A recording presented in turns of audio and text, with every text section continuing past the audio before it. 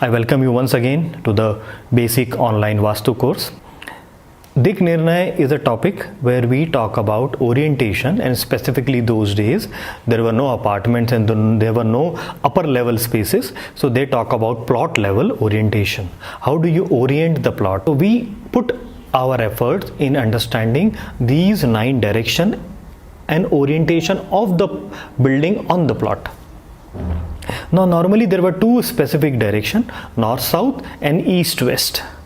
Okay, so north south is supposed to be the Yama Sutra and east west is the Brahma Sutra. People who wanted to use their brain, or people who are actually using their head most of the time for designing, for calculation, for artists, or people who are into spirituality, people who are devoted to God, people who want to do meditation, and everybody who requires mental peace as the foremost thing.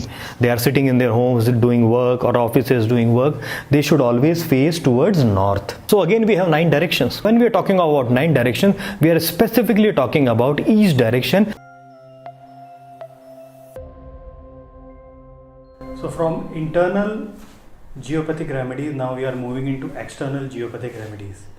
External geopathic remedies are more important because they directly connect with the earth vibrations and they are going into the source of geopathic stress which is coming from the earth. As I have told you initially, geopathic stresses cannot be erased.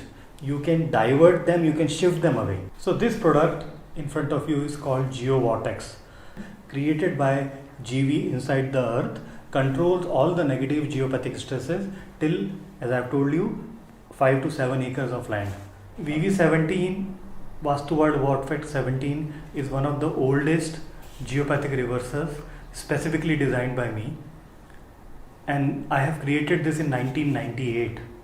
Since then, this has been used by thousands of people all over the country. Science and the technology, the installation process, where do we use it, how do we use it, and practical demonstration will be done in the next courses which you will be opting.